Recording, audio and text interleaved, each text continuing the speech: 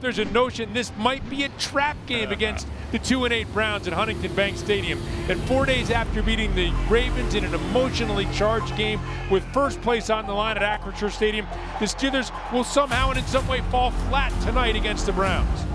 As Wilson gets it, fires over the middle. It is complete. It is Freiermuth, and he is deep into Browns territory.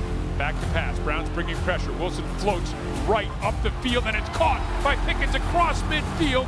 Oh, man, you got one safety high. Let her fly. That's the way it goes. Deep down the middle of the field. He has Austin wide open. Austin makes the grab at the 30 and down to the 25 of the Browns. A lofting, beautiful throw from Wilson to Austin. Throws on the run as a man wide open. It's Tillman.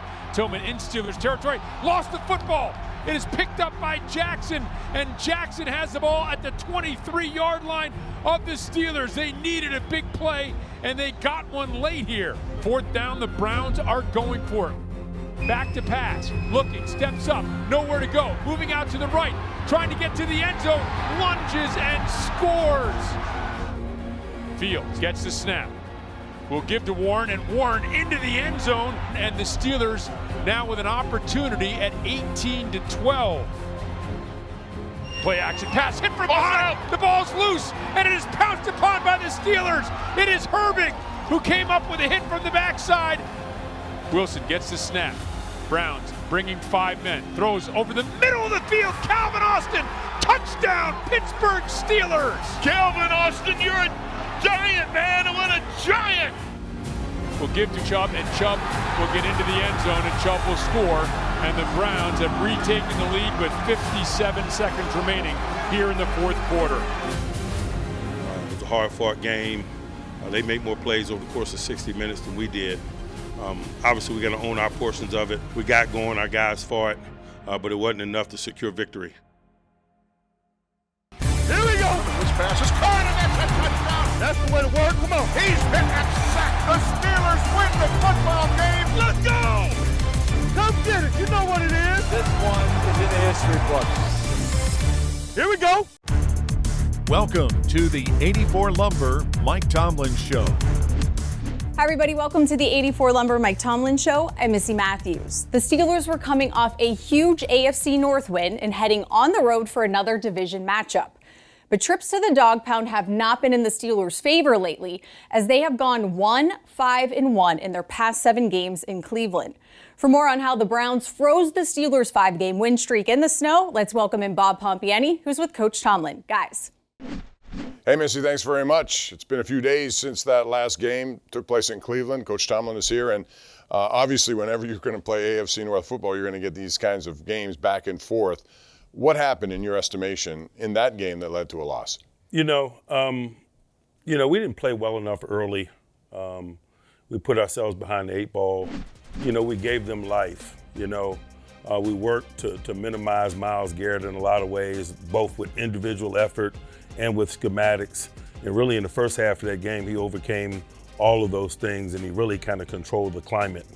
And he energizes their group. He energizes the environment, the crowd, and it was game on after he had 3 sacks in the first half.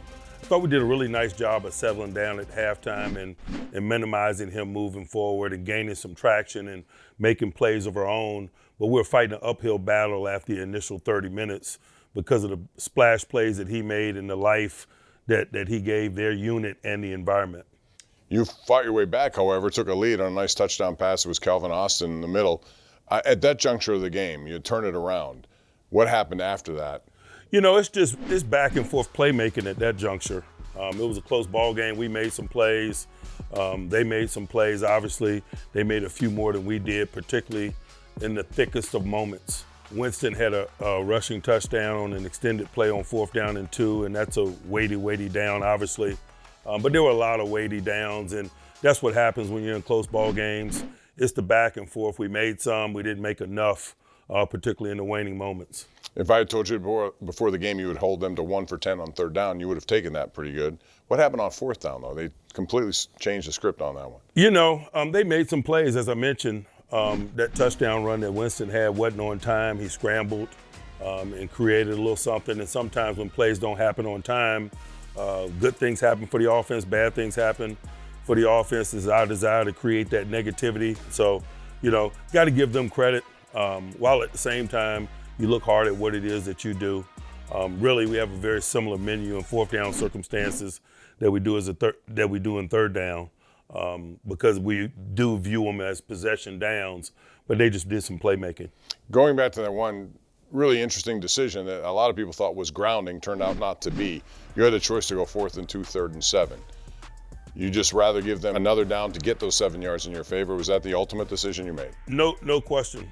There was a field goal positioning component to the equation, but also a schematic component to the equation. At 4th down and 2, we'd have to defend 5 eligibles. They'd put all their eligibles out. At 3rd down and 7, they'd go in max protection, and we'd only have to defend 3 people, upfield runners. And so we felt more comfortable defending 3 upfield runners and pushing them into max pro and maybe creating some more negativity. And so that's why we made the decision, but they made the play with the 3 upfield runners that they had. All right, this game is interesting because you utilized Justin Fields a lot more than normal. Was that the game plan going into it, or how do these decisions evolve in game? We're going to use Justin every week. He's a viable player. I think we've been pretty clear about that. And so it had nothing really to do with game circumstance or game planning. It's just a component of what we do moving forward. Ever since he's gotten healthy a couple of weeks ago, coming off that minor hamstring, we're going to have a package of plays for him for every week, and it behooves our opponents to be prepared to defend him. Russell Wilson was very good again later in the game, 3rd and 4th quarters. I think he was 12 for 13. When he's in that mode, a lot of people say, well, should he be the only guy throwing the ball down the field? Sometimes Justin can do that. Is that a plus advantage for you to get Justin to throw in those situations? Because it is sort of one of those things that sneak up on people. If they treat Justin like a Wildcat quarterback, we're going to throw the football. And Justin is a very capable quarterback. On the instance that you speak of, they had 11 men within 5 yards of the line of scrimmage, and they had a corner not named Denzel Ward matched up on George Pickens. And so we're going to throw the football under those circumstances, and we care less about judgment or critique because we play to win. All right, the Steelers are certainly going to play to win this week. They got a big game, another AFC North game, this one on the road in Cincinnati. Desperate football team right now at 4 wins, 7 losses. We're going to talk about what the Bengals pose to the Steelers. That's coming up when we continue. Missy, let's go back to you. All right, guys, thanks so much. And speaking of Burrow, you have to go all the way back to his rookie season in 2020 to find the Bengals' worst start prior to this year's 4-7 record. Despite a losing record, Burrow has thrown 27 touchdowns compared to 4 interceptions and has over 3,000 passing yards. Much more on the Bengals next as the 84 Lumber Mike Tomlin Show returns after this.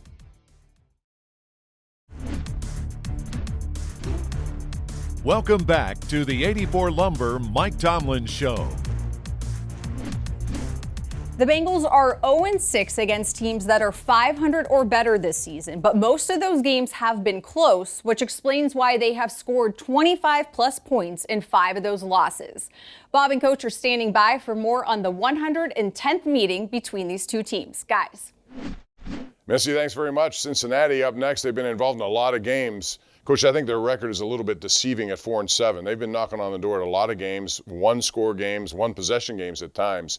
A dangerous football team, I'm sure, from your perspective. They're a good football team, but like Bill Parcells says, you are what your record says you are. They haven't won the close ones, but I doubt that has affected their feeling about themselves. They got some talented players. They just hadn't made some plays in some waning moments, really kind of in all 3 phases. But they're a really good group. They got some big-time talent, and obviously, Joe Burrow is MVP caliber, not only in terms of his talent, but his tape says the same thing. You hadn't seen Burrow all of last year. It was Josh Browning, I believe, twice. Go back to that first game in the year before. You had 4 interceptions, 7 sacks. What's the recipe to deal with him? You better mix things up. I think anytime you face a quarterback of his caliber, you better have a big enough menu. You better mix things up. Too much of anything will expose you. But we say the same thing when we face guys like Matt Stafford and others, man. When you got anticipatory throwers, guys that have ridiculous arm talent, good football intellect, things of that nature, your pre-snap disguises are big, your coordinated rushing coverage component is big, and obviously you better carry a big enough menu.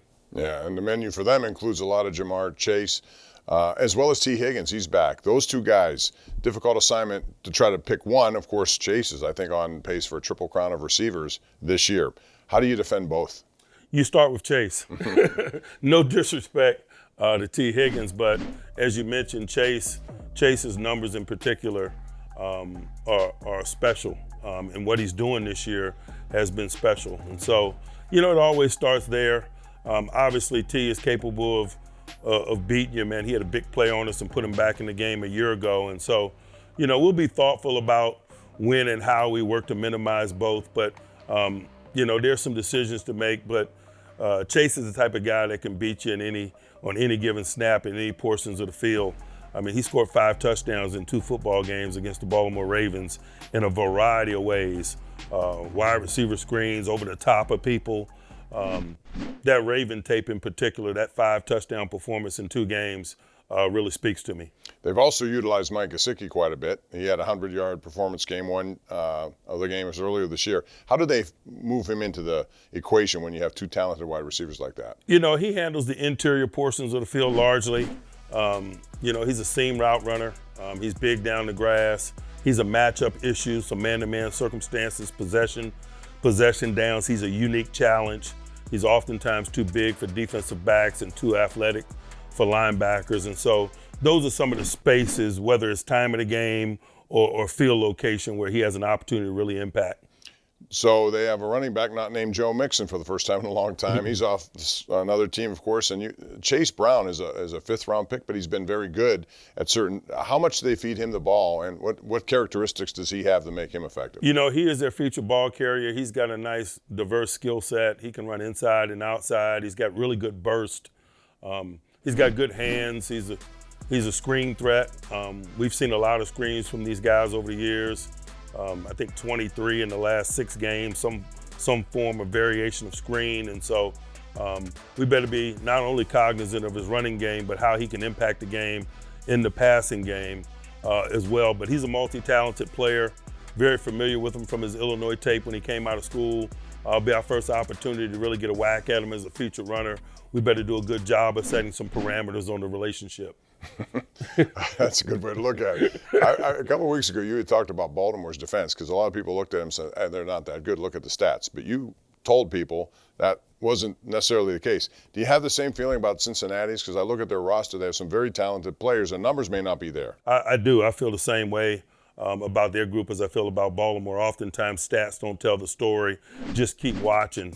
I like to say in our business, particularly when you're taking a small sample size. I think the more you play, and particularly as you push toward the thick part of the schedule, evidence reveals itself in terms of who people are, and I think this group will represent themselves in a positive way, certainly. Trey Hendrickson is one of those guys that not many people mention, when they mention Watt and Garrett and others, but he's very effective, seems consistently year in and year out. What makes him tough to deal with? Man, he has been a big-time acquisition for them, man. Ever since they picked him up in free agency, he's been a major component of what they do in terms of pacing the passing game and getting after the quarterback.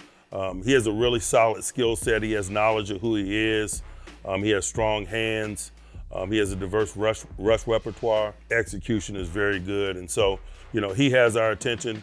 And not only him, but we feel like they have a really good group around him. Sam Hubbard on the other side doesn't get enough credit. He is smart and versatile and aware. I think he's playing some tight end for him on the offensive side of the ball to show that versatility. Plus, their inside linebackers are tackle machines, both of them. No doubt, man. That collective has been together for a number of years. They are homegrown, drafted talent and have been developed within that system, as I mentioned. And the continuity is a component that makes them dangerous, man. Wilson is at the controls. He's the defensive quarterback. He's good in all areas, stopping the run, pass defense. This year, he's even rushing the passer more. They're incorporating him in some of their sub-package rush stuff. And so they're a very talented group and have grown up within their system of defense, man, and it shows in their play. It's always going to be a big matchup when the Steelers take on the Bengals and Joe Burrow. That's going to be coming your way at 1 o'clock on Sunday, KDK TV. When we come back, Missy, we'll talk about the keys to this game. Back to you. All right, thanks so much, Bob. And in Joe Burrow's last start against the Steelers, he passed for 335 yards and threw 4 touchdowns. And coming up next, Merrill Hodge breaks down what makes him so dangerous this season in this week's playbook. Now it's time for a Yinz Chat predictive question. Will Nick Herbig have over or under 0.75 sacks on Sunday? Head to the Steelers mobile app and answer for a chance to win a mini helmet signed by number 51 himself. Remember to play every week for a chance at new prizes and a chance at a VIP trip to the 2025 draft in Green Bay. Don't go anywhere. We'll be right back. Welcome back to the 84 Lumber Mike Tomlin Show. Well, the Steelers swept the Bengals last season, but it was Jake Browning, not Joe Burrow, at quarterback. Burrow hasn't played the Steelers since November of 2022, and coming into Sunday's matchup, he has a 3-2 record against Pittsburgh. Here's Merrill Hodge with this week's playbook for more on the 2024 version of Joe Cool.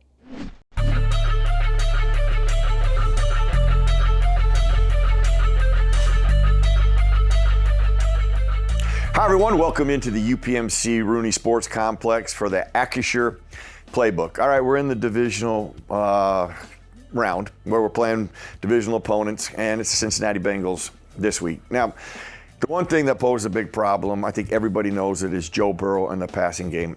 But why is he a problem? I think that's where he's probably not understood and why he's the best in football. He is the best pure processor, the quickest processor, and therefore the best out of the pocket that there is in football. And we're going to show you why it's important you keep him in the pocket, but the dangers of keeping him in the pocket. So let's go to the first play to show you why you don't want to treat him like a quarterback that can't run, because he has mobility, and that is a real danger if you let him escape. So at the top of the drop here, we're going to show you the Chargers really do a great job from a coverage perspective. And initially, the pass rush is perfect. This is how you want to keep Joe Burrow. You want to have people covered so that he doesn't see who might be open right away, which he's so good at. Then he gets rid of the football. Now, if you get beyond him, it's kind of like a Lamar Jackson. The real danger with him is he finds people to throw the football to versus just running it. Because once this happens, now you're giving him an escape route. Now, if you look on the back end, everybody's covered. But watch what happens when he runs. When he runs, people come out of coverage and he finds guys. And when he does that, you get big explosive plays. So you got to keep him in the pocket.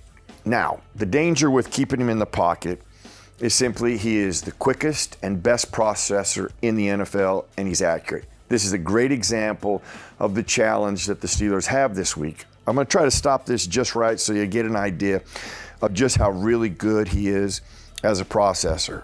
When they snap the ball, I mean, keep in mind, like within 2 seconds, you got to have the ball gone. If you looked at this right now, I'll give you the time to look at it. Do you see anybody open? There's nobody open. Joe Burrow's already setting up. His eye direction is going to the right, and he has already identified the guy who's actually opened, which is the danger of Joe Burrow. He processes quickly. He does it at the top of the drop, and if you don't have pressure on him, he's going to nail you. And this is a great example of it. He's already gotten that guy. He's let the ball go, and it ends up being a touchdown.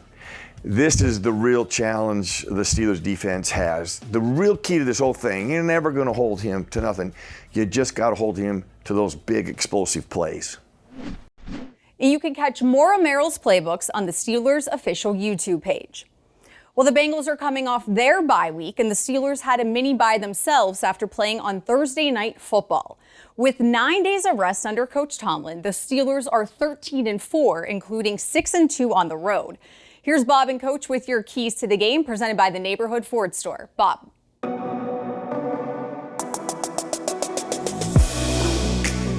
All right, Missy, thank you very much. All right, let's talk about Joe Burrow. That's where it always starts when it comes to Cincinnati. He's been on fire this year in so many ways. When you look at the numbers, 27 touchdowns, 4 interceptions, and yet here they are 4-7. But what is it about their team that I wouldn't say stop them? How do you contain what they do?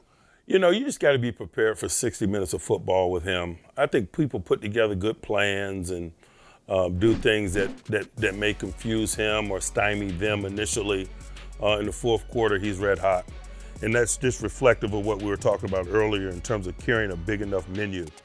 This is a guy that knows what he's doing. He's been on the job for a number of years now. He's at complete control and command of what they ask him to do. He knows where his eligibles are at all times. Oftentimes you see him throwing no-look checkdowns and things of that nature. And I just think that reflects that preparedness, that maturity in terms of who he is within what they do. And so, you better be ready for 60 minutes of football. They're just going to require fourth quarter playmaking. And underneath it all, you better carry enough schematics to work to stay a step ahead. A couple of years when you saw him early on, it was Minkah Fitzpatrick with a big interception and a return. Statistically, a lot of people want to look at numbers and they see Minkah doesn't have those kinds of plays. Is that just a product of where he's playing, how he's playing, or do you want to get him more involved in those kinds of plays? Certainly we're interested in taking the ball away, and he's a key component of that. But sometimes you're not afforded an opportunity. People have other agendas, and so it's probably a little bit of both.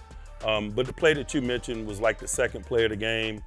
We need all of those plays, but probably a more significant play was that sack fumble by Arthur Millette late in the fifth quarter. And that's what I mean when you play Joe. You better make plays throughout, but you better be ready to make plays in the waning moments of the game if you expect to get out of the stadium with victory. Are you satisfied with the use of the tight ends in the passing game, or do you expect more of it? Satisfied is a dangerous word, Bob, man. Like, very rarely am I satisfied. Okay. I can like the position that we're in, but I think it probably benefits me and us to stay hungry and continually work for improvement, and that's my mindset, and I know that's the mindset of our guys as well. All right. It's going to be a fascinating game. Look forward to it. All the best to you in Cincinnati. You know it. All right. That's head coach Mike Tomlin, and that's going to wrap up this program. Thank you very much for joining us here. We got you covered tomorrow beginning at 11:30 a.m., 2 hours after the game also, as we break down the Steelers and the Bengals. For Missy Matthews and Mike Tomlin, I'm Bob Pompeani. Have a good week, and we'll see you next week.